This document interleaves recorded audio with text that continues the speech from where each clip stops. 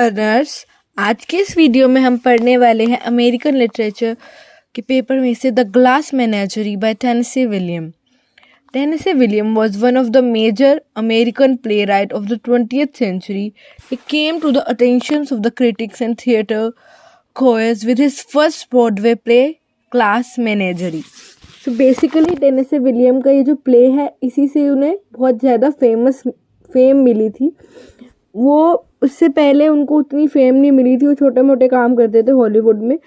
सो ये जो प्ले है इसमें हुआ क्या था, he started working on a script the call the gentleman caller. तो एक जेंटलमैन कॉलर नाम की वो स्क्रिप्ट लिख रहे थे, जो कि उनकी story portrait of a girl in glass से इंस्पायर थी हॉलीवुड के लिए, लेकिन ये रिजेक्ट हो गई। लेकिन इसका रिजेक्शन उनके लिए सबसे बड़ा बेनिफिट बना, क्योंकि ये सिलेक्ट हुई, इन्होंने इसे एज अ प्ले कंस्ट्रक्ट करने का डिसाइड करा, और ये अमेरिकन थिएटर के लिए एक बेस्ट गिफ्ट साबित हुआ। और ये हमें मिला जाकर प्ले हमारा the glass menageries. Okay, the glass menagerie it is a play based on memories. जो हमारा प्ले है ये मेमोरी बेस्ड प्ले है। तो मेमोरी बेस्ड प्ले में क्या होता है कि इसमें एक नरेटर होता है, जो कि एक करेक्टर भी होता है हमारे प्ले के अंदर ही। जैसे कि हम इस प्ले में देखेंगे, टॉम जो हमारा नरेटर है वो करेक्टर भी है प्ले का, और वो ही हमें इंट्रोड्यूस करेगा। और यहाँ पर सबसे बड़ी बात क्या होती है इस मेमोरी बेस्ड प्ले में, फ्लेक्सिबिलिटी। यहाँ पे क्या होता है कि टू एंड फ्रो ऑसिलेट करेंगी, from past to present and present to past. एक टाइम होगा कि वो वहाँ पर खड़ा है, टॉम अपना मर्चेंट सूट पहनकर, एकदम से वो आ जाएगा अपनी सिस्टर एंड मदर के साथ सेट के ऊपर मोनोलॉग के बाद। तो ये हम जैसे जैसे सीन समरी डिस्कस करेंगे तो हमें पता चलेगा कि कैसे मेमोरी बेस्ड प्ले में ऑसिलेट होता है प्रेजेंट टू पास्ट मेमोरीज। सो इसलिए इसको मेमोरी बेस्ड प्ले कहा जाता है। और इसमें देखा जाता है कि ऑटोबायोग्राफिकल एलिमेंट्स भी है, जो कि टेनेसी विलियम के खुद के पेरेंट्स की ब्रोकन मैरिज और उसकी सिस्टर जो कि मेंटली अनस्टेबल थी और उसकी मदर के इरिटेटेड नेचर को रखते हुए ये एक ऑटोबायोग्राफिकल एलिमेंट भी हमें इसमें देखने को मिलता है। So the play was written in economic deflation known as the great depression. तो ये ग्रेट डिप्रेशन के टाइम पर लिखा गया, जब फैमिलीज में पढ़ा होगा अगर आपने थोड़ा सा पॉलिटिक्स या हिस्ट्री की, ये ड्यूरेशन है जब अमेरिका में शेयर प्राइसेस बहुत लो हो गए थे। तो उसी ड्यूरेशन में लिखा हुआ है, फैमिलीज बहुत अनस्टेबल हो गई थी, इकोनॉमिकल फाइनेंशियल हालात बहुत बुरे थे। तो ये उस एरा के अंदर लिखा गया है अराउंड, जो कि 1929 में शुरू हुआ था ये ड्यूरेशन, और 30s तक ये लास्ट करा हुआ था। तो ये उस ड्यूरेशन में लिखा हुआ है अगर हम इसका हिस्टोरिकल बैकग्राउंड देखें तो। और करेक्टर्स हैं इसमें, बेसिकली हमारा नरेटर भी है जो कि टॉम विंगफील्ड, उसकी मदर अमांडा विंगफील्ड, लोरा विंगफील्ड उसकी सिस्टर, और यहाँ पर एक उसका फ्रेंड है टॉम का जो कि उसके साथ काम भी करता है, जिम ओकॉनर, और मिस्टर विंगफील्ड। हाउएवर मिस्टर विंगफील्ड को कभी भी दिखाया नहीं गया है, लेकिन ये वहाँ पर प्रेजेंट है सेट के ऊपर। उनका इमेज तो बहुत इम्पोर्टेंट कैरेक्टर है, स्टिल ये प्रेजेंट नहीं है, बट इनकी प्रेजेंस हमें फील होगी। ठीक, तो एक पॉइंट यहाँ पे है कि most critics and writers who have studied Williams plays have identified the three characteristics जो क्रिटिक्स और विलियम के प्ले में निकाले हैं। ये है कि freedom, challenge and alienation were the major characteristics of Williams character. William के कैरेक्टर में हमें क्या देखने को मिलेगा, फ्रीडम के लिए उनके अंदर एक वो किसी भी हद तक जा सकते हैं, कोडेसिटी है उनके अंदर to attain their freedom. Challenge, alienation, ये मेजर कैरेक्टर हमें यहाँ पर देखने को मिलेंगे। अब हम स्टार्ट करेंगे सीन वाइज समरी। सो पहला सीन हमारा शुरू होता है जहाँ पर जब टॉम है वो मोनोलॉग देगा। The play starts with the elaborate descriptions of the settings के बारे में पहले हमें बताया जा रहा है। The scene of a memory, ये एक मेमोरी सीन है, जैसे कि हमने भी पहले करा डिस्कस कि एक मेमोरी प्ले है तो उतना रियलिस्टिक नहीं होगा। तो यहाँ पर एक क्या है, सीन हमें दिखाया गया कि कर्टेन जैसे ही राइज होगा वहाँ पे बहुत डार्कनेस है old Wingfield treatment, the whole play set in this apartment. पूरा हमारा जो प्ले है वो इसी अपार्टमेंट के अंदर है। यहाँ पर सिर्फ एक फायर प्लेस है जिसे एज अ स्केप यूज़ करा गया प्रेजेंट टू पास्ट आने का, और ये भी एक पार्ट है उस सेटिंग का। जो टॉम विंगफील्ड है वो स्टेज पर आता है, वो ड्रेस्ड है मर्चेंट सेलर की ड्रेस के अंदर। After giving a brief account of social background of the play, he informs the audience that this is the memory play. तो हिस्टोरिकल बैकग्राउंड पहले देगा और फिर बताएगा कि एक मेमोरी प्ले है, और ये भी इस मेमोरी प्ले का एक करेक्टर है, और अदर करेक्टर्स के बारे में बताएगा जो कि उसकी मदर है, मदर अमांडा, और उसकी सिस्टर लोरा, और वो अपने फादर को भी मेंशन करेगा। हाउएवर उनके फादर उन्हें बहुत टाइम पहले छोड़कर जा चुके हैं, लेकिन उसकी क्या है, एक फोटोग्राफ है वॉल के ऊपर, और उसका छोड़ना ही इस प्ले को एक वो रीज़न दे रहा है जो कि ये तीनों करेक्टर है उनके फादर के छोड़ने की वजह से वो ऐसी हालात में है। ठीक, तो फिर यहाँ पर वो अपने फादर को डिस्क्राइब भी करता है। It is the face of a very handsome young man in doughboy's first world war cap. He is gallantly smiling, inequitably smiling, as if to say I will be smiling forever. तो यहाँ पर क्या है, जो वो introduce कर रहा है अपने फादर के कैरेक्टर को। जो पिक्चर है मेंटल पीस के ऊपर, वो रिमाइंड कराती है उनके हैप्पियर टाइम का, और ये भी उन्हें बार बार याद दिलाती है, हॉन्ट करती है कि उसमें जो मिस्टर विंगफील्ड है वो मिसिंग है, जो फादर है वो एब्सेंट है। तो और टॉम है अपने फादर को डिस्क्राइब करता है, telephone man who fail in the love with the long distance. Basically कि मतलब वो कभी फ़ोन पे ही बातचीत करता होगा, फिर एक ड्यूरेशन के बाद उसने बिल्कुल कट ऑफ कर दिया। तो जो टॉम है वो बहुत बर्डन फील करता है, क्योंकि उसके ऊपर क्या है, उसके फादर के छोड़ने की वजह से पूरी रिस्पॉन्सिबिलिटी उसके कंधों पर आ गई है। उसको फोर्स करा जा रहा है कि वो अपनी माँ बहन की रिस्पॉन्सिबिलिटी उठाए। तो इस चीज़ से वो क्या है, बहुत परेशान है, लेकिन कहीं ना कहीं वो अपने फादर के प्रति नॉस्टैल्जिक भी है, वो उसे एडमायर भी करता है, वो भी उसकी तरह अपनी फ्रीडम पाना चाहता है। तो यहाँ पर जो फादर की एब्सेंस है उससे क्या हुआ है, जो यहाँ पर जेंडर रोल है वो भी चेंज हो गए हैं। जो अमांडा है यहाँ पर उसने कमांड ले रखी है घर की। हाउएवर टॉम अर्न कर रहा है, लेकिन फिर भी अमांडा क्या है, एक मदर बियर की तरह बहुत प्रोटेक्टिव, इवन कि ओवर प्रोटेक्टिव हो गई है अपने किड्स के लिए। हमेशा वो लोरा को भी एडवाइस करती रहती है, और टॉम को भी कैसे सही तरीके से बिहेव करना, और उसकी हमेशा कोशिश रहती है कि उसके बच्चे जो हैं उसके फादर की तरह, मतलब बेसिकली जो उसका हस्बैंड है उसकी तरह ना बने, अपने फादर पर ना जाए। आगे हम देखेंगे कि अमांडा जो है वो लोरा को जेंटलमैन कॉलर के लिए पूछेगी, और लोरा कहते हैं कि उसको कोई जेंटलमैन कॉलर नहीं देखने आने वाला है। तो अमांडा बताएगी कैसे कि जब वो यंग थी तो उसको एक संडे को 17 जेंटलमैन कॉलर्स देखने आए थे, और ये स्टोरी वो बार बार सुना चुकी है, जिससे उसके बच्चे कहीं ना कहीं इरिटेट होते हैं। तो हमारा जो सीन 1 है यहीं पर ख़त्म होता है, और जैसे ही हमारा सीन 2 स्टार्ट होता है तो लाइट जो है ब्राइटन होती है, और लोरा को हम देखते हैं अपनी ग्लास फिगरेंस के साथ बैठे हुए और एंजॉय कर रही है वो समथिंग ओल्ड फोनोग्राफ रिकॉर्ड्स को। और जो उसका मूवमेंट है ना वो ब्रेक हो जाता है जब वो अमांडा के फुटस्टेप सुनती है फायर एस्केप के पास, और वो फटाफट से अपनी फिगरेंस को जो छुपा देती है और प्रिटेंड करती है कि वो टाइप चार्ट लर्न करने की, जो कि उसकी मदर ने सीन 1 में उसे कहा था कि जाओ जाकर अपना टाइपिंग सीखो।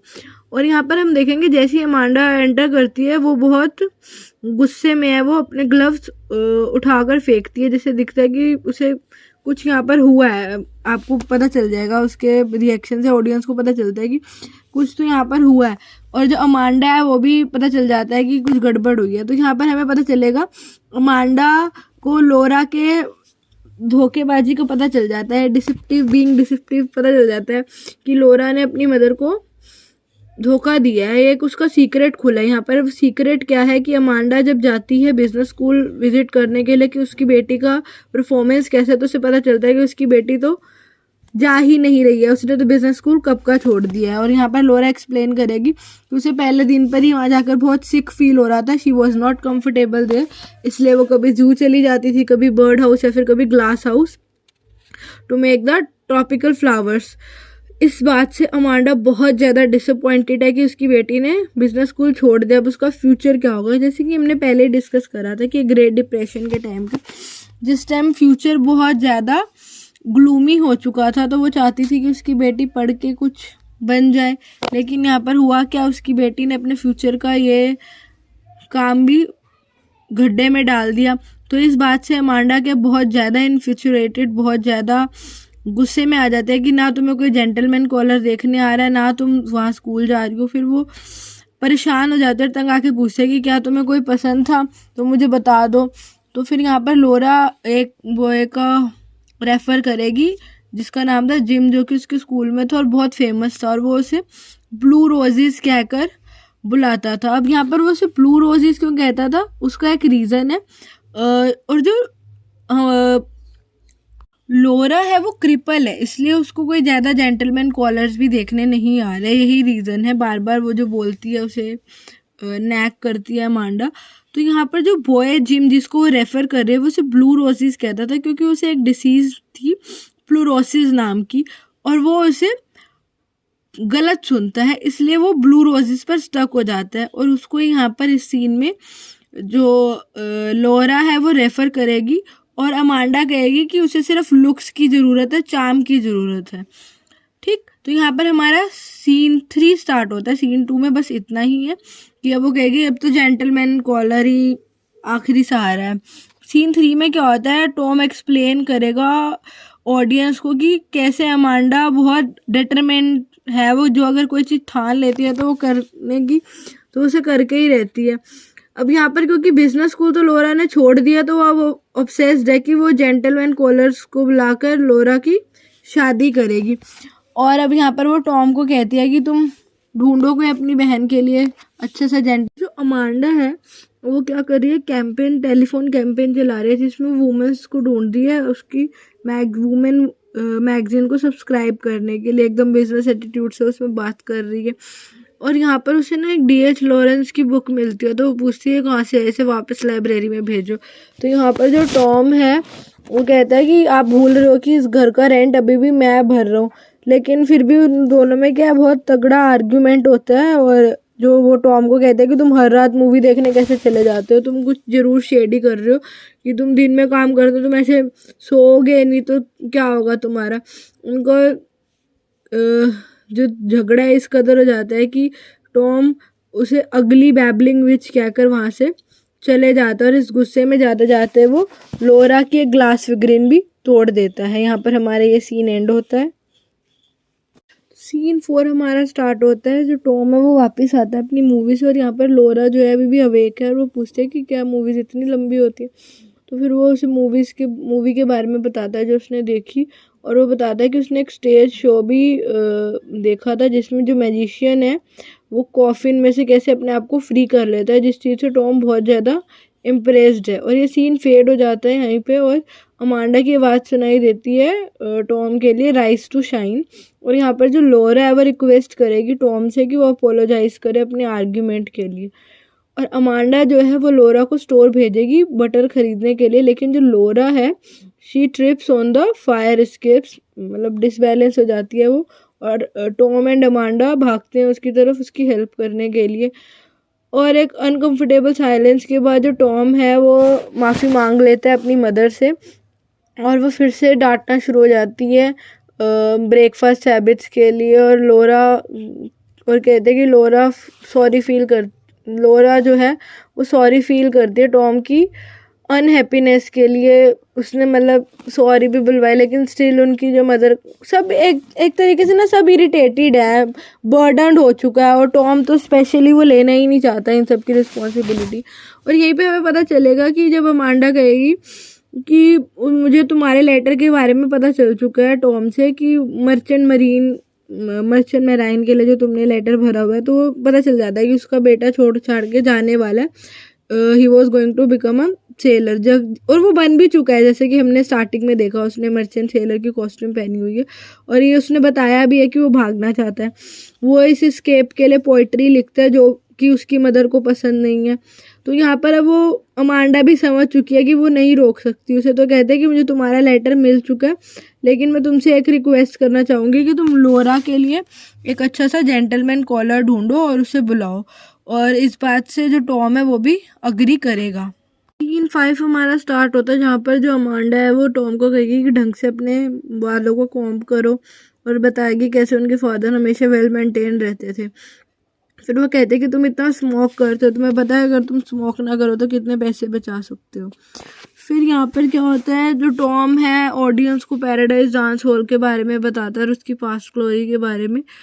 और फिर वो इन्फॉर्म करता है अमांडा को कि उसका एक फ्रेंड है जो वेयर हाउस में ही उसी के साथ काम करता है, वो उन्हें विजिट करेगा नेक्स्ट डे। तो अमांडा जो होती है ना इस बात से अपसेट हो जाते हैं, कहते हैं कि तुमने इतनी जल्दी में हमें बताया, हम कैसे प्रिपेयर करेंगे। तो जो टॉम है वो उसे वार्न करता है कि उसके फ्रेंड के सामने फालतू का ड्रामा क्रिएट करने की ज़रूरत नहीं है। फिर यहाँ पर जो अमांडा है वो पूछेगी कि वो ड्रंक कार्ड तो नहीं है, वो मतलब पीता वीता तो नहीं है। तो कहता है कि नहीं, बताएगा वो उसे। तो कहेगा कि हाँ ड्रंक कार्ड नहीं होना चाहिए, इससे तो अच्छा है कि वो एक ओल्ड मेड रहे, better than marrying a drunk card. तो और यहाँ पर जो टॉम है वो अमांडा को कहेगा कि जो उसका फ्रेंड है उसे इतना सब पसंद नहीं आएगा, तो आप इतना फस मत क्रिएट करो। और वो कहते हैं कि लोरा पे भी इतना प्रेशर मत डालो क्योंकि वो उसे जानती नहीं है, तो उसे स्ट्रेंजर के साथ मिक्सअप होने में टाइम लगेगा, क्योंकि जो लोरा है वो थोड़ी डिफरेंट है अदर गर्ल से। इस बात से जो उसकी मदर है वो गुस्सा हो जाता है और उससे कहती है कि तुम लोरा को क्रिपल मत कहो। लेकिन यहाँ पे टॉम एक्सप्लेन करना चाहता है कि वो लोरा को क्रिपल नहीं कहना चाह रहा है, इंस्टेड वो बताना चाह रहा है कि जो वो उसकी सिस्टर है वो थोड़ी डिफरेंट है, वो अपनी ग्लास फिगरेंस और ओल्ड रिकॉर्ड्स के वर्ड में ही रहती है, एक इंट्रोवर्ट है। लेकिन जो अमांडा है वो इसे गलत डायरेक्शन में ले जाती है, जबकि टॉम का कोई ऐसा इंटेंशन नहीं था, वो सिर्फ इतना कहना चाहता है कि वो थोड़ी डिफरेंट है, it would be very difficult for her to interact with a stranger. Scene 6 हमारा स्टार्ट होता है, जो टॉम है वो इंट्रोड्यूस करेगा एक मोनोलॉग में जिम को। तो जो जिम है यहाँ पर वो एक बहुत पॉपुलर हाई स्कूल में लड़का था, जिम ओकॉनर। वही जेंटलमैन कॉलर है आज का और टॉम का फ्रेंड, और उसे टॉम के पोइट्री लिखने के बारे में भी पता था, तो वो बहुत पॉपुलर हुआ करता था अपने स्कूल में। और उसे ये भी पता है टॉम को कि उसकी बहन को उसकी आवाज़ पसंद थी और वो उसे लाइक करती थी। लेकिन टॉम को ये नहीं पता कि उसे लोरा याद होगी या नहीं होगी, उसे पता है कि वो उसकी बहन है। सो वो उसे लाता है और यहाँ पर जो अमांडा है वो लोरा को पुश करेगी कि प्रिटी दिखो, पाउडर पफ से उसकी ब्रेस्ट को एनलार्ज करने की कोशिश करेगी। और ख़ुद भी वो एक रेडिकुलस से ओल्ड फैशन बॉडी फ्रॉक पहन लेती है, जो कि उसने अपनी एंगेजमेंट या फिर जेंटलमैन कॉलर्स के टाइम पर पहनी होगी। अजीब तरीके से ड्रेस हो जाती है खुद भी। और वो लोरा को कहते हैं कि तुम गेट खोलोगे जब वो आएगा। तो जो लोरा है उसे भी पता चल जाता है कि ये जिम कौन है, तो वो बहुत डिजी अनकंफर्टेबल महसूस करती है उसके सामने आने से, as he was her crush. तो उसे थोड़ा अजीब लगता है कि वो कैसे आएगी, she was very self conscious person. तो वो कहते हैं कि नहीं मैं तो गेट भी नहीं खोलूँगी, लेकिन अमांडा नहीं सुनती, ज़बरदस्ती उसको भेजती है, पुश करती है, वो गेट खोलती है, लेकिन वो अपने रूम में चली जाती है फटाफट से। तो यहाँ पर क्या है, टॉम और जिम बैठते हैं डिनर टेबल पर। तो यहाँ पर अमांडा कहता है कि वो बिना लोरा के नहीं खाएगी, तो वो लोरा को बाहर बुलाते हैं। लेकिन जो लोरा है वो अच्छा महसूस नहीं कर रही होती, इसलिए वो उसे लिविंग रूम के सोफ़ा पर बिठा देते हैं और बाकी लोग अपना मील एंजॉय करती हैं। और जो हमारे ये सीन है 6 यहीं पर एंड हो जाता है। यहाँ सीन 7 जो हमारा स्टार्ट होता है, लोरा जो सोफ़ा पे बैठी हुई है और जो अदर हैं वो अपना मील खा रहे हैं, जैसे कि हमारा सीन 6 एंड हुआ था। और वो अपना मील फिनिश ही करने वाले होते हैं कि लाइट चली जाती है, और जो अमांडा सस्पेक्ट करती है कि टॉम ने ज़रूर इलेक्ट्रिसिटी बिल नहीं पे किया होगा। और फिर वो जिम को कहते हैं कि फ्यूज़ चेक करो, और वो पनिशमेंट देती है टॉम को कि वो डिशेस करेगा, यानी कि बर्तन मांजेगा। और वो लोरा देखती है कि लोरा के पास जिम को भेजती है कि जाओ उससे बात करो, और वाइन भी देती है कि ये लोरा को स्ट्रेंथन करने में हेल्प करेगी। लेकिन जो लोरा है वो नर्वस हो जाती है जैसे ही देखते हैं कि जिम उसके पास आ रहा है। तो जिम उसके पास जाता है और कंफर्टेबली फ्लोर के ऊपर बैठ जाता है, और वो उसे गम ऑफर करता है और उससे पूछता है कि तुम इतनी शाई और ओल्ड फैशन क्यों हो, और तुम ऐसी क्यों हो, मतलब उसे बोलता है क्योंकि वो बहुत ज़्यादा ही शर्मा रही है और बहुत ज़्यादा ही नर्वस है। तो यहाँ पर फिर लोरा उससे पूछेगी कि क्या तुम अभी भी गाते हो, और उसके इस क्वेश्चन से उसे पता चलेगा कि लोरा जो है उसके साथ हाई स्कूल में थी, हाउएवर उसे लोरा उतनी याद नहीं है। यहाँ पर आगे बात करेंगे कैसे वो सिंगिंग क्लास में हमेशा लेट होती थी, कैसे उसके ब्रेसेस दिखते थे जब भी वो गाने के लिए मुंह खोलती थी। अब बहुत सेल्फ कॉन्शियस बातें करती है। तो यहाँ पर जो जिम है वो कहेगा कि तुम इतनी सेल्फ कॉन्शियस क्यों हो, इतना अब क्यों सोचती हो, मुझे तो ये सब याद भी नहीं है। तो और यहाँ पर फिर वो उससे पूछेगी कि तुम्हारी अभी भी गर्लफ्रेंड है, तो वो कहता है कि नहीं, वो बस एक सिर्फ रूमर ही था, ऐसा कुछ नहीं है। और फिर लॉरा अपने बिजनेस स्कूल और अपनी ग्लास मैनेजरी दिखाएगी उसे, बिजनेस स्कूल के बारे में उससे बात करती है और उसे ग्लास मैनेजरी दिखाती है। तो वो कहता है कि मैं बहुत अनकंफर्टेबल फील कर रहा हूँ इसको पकड़ते हुए, कहीं मुझसे टूट ही ना जाए। और यहाँ पर वो डिस्कस करेंगे कैसे वो उससे एक बुक साइन करवाना चाहती थी लेकिन नहीं करवा पाई थी। और फिर अपनी जब ग्लास मैनेजरी दिखाती है तो वो कहता है कि कहीं मुझसे टूट ना जाए। पास में ही नेबरहुड से म्यूज़िक की आवाज़ आ रही होती है, तो उसे कहता है कि लोरा को मेरे साथ डांस करो। हाउएवर लोरा मना करती है पहले कि वो अनकंफर्टेबल है, लेकिन फिर जिम उसे कहता है कि नहीं कोई बात नहीं, आओ डांस करते हैं। तो उसके साथ जब डांस कर रहा होता है तो जो उसका यूनिकॉर्न वाला ग्लास मैनेजरी होता है उसका जो हॉर्न है ना वो टूट जाता है। तो फिर यहाँ पर वो उससे सॉरी बोलता है, लेकिन जो लोरा है वो कहते हैं कि कोई बात नहीं, अभी अभी सबकी तरह सेम हो गया, सारे हॉर्सेस की तरह विदाउट अ हॉर्न, ये वो यूनिकॉर्न नहीं है, वो भी बाकी हॉर्स की तरह ही है। तो फिर यहाँ पर जिम उसे बोलेगा कि जैसे तुम सबसे अलग हो, बिल्कुल ब्लू रोजेस की तरह, यू शुड बी किस्ड। तो उसे किस करता है, लेकिन किस करने के बाद एकदम से पीछे हट जाता है और उसे बोलता है कि वो एंगेज्ड है टू बी मैरिड, वो एंगेज और उसकी शादी होने वाली है। और इस पॉइंट पर जो है अमांडा एंटर करती है स्टेज के अंदर लेमोनेड के साथ, और आफ्टर उसकी chatter, not chatter only, coquettish chatter, जो जिम है वो अमांडा को बताएगा कि उसे जाना है, उसकी एंगेजमेंट हो चुकी है अपनी फियांसे को स्टेशन से पिक करने के लिए। तो इस बात से जो है ना अमांडा बहुत गुस्सा हो जाती है, टॉम के ऊपर बहुत ज़्यादा गुस्सा निकालती है अपना कि तुमने एक एंगेज जेंटलमैन ढूंढा अपनी बहन से मिलने के लिए। लेकिन टॉम को ये बात पता ही नहीं होती, वो भी बहुत इक्वली सरप्राइज होता है इस बात को सुनकर, और वो अपने इनोसेंस का प्रूफ अमांडा को नहीं दे पाता है। और अमांडा जैसे कहते हैं कि तुम तो अपने फादर की तरह ही हो, एक तो तुम्हारे फादर छोड़ के चले गए और तुम्हें भी कोई चिंता ही नहीं अपनी मदर की और अपनी क्रिपल्ड अनमैरिड सिस्टर की जिसके पास कोई जॉब भी नहीं है। लेकिन जो यहाँ पर टॉम है वो अपनी मदर को बिलीव नहीं करवा पाता, ना ही कन्विंस करवा पाता है कि उसकी कोई गलती नहीं, कि उसे भी नहीं पता था कि वो एंगेज्ड है। और यहाँ पर जो है वो प्ले एंड कर देता है ये कहकर कि वो हमेशा अपनी बहन के लिए चिंता करेगा, उसकी केयर करेगा नो मैटर व्हाट। और ये जो प्ले है हमारा एंड हो जाता है। So that's it for today's video. अगर आपको इसका थीम्स और इसके डिटेल एनालिसिस के साथ सीन्स चाहिए सो प्लीज़ डू कमेंट, और आपको और क्या चाहिए आप वो भी कमेंट में बता सकते हो। अगर वीडियो अच्छी लगी हो तो लाइक करें, कुछ ना पसंद आया हो तो कमेंट सेक्शन में लिख के बताएं। Thank you for watching.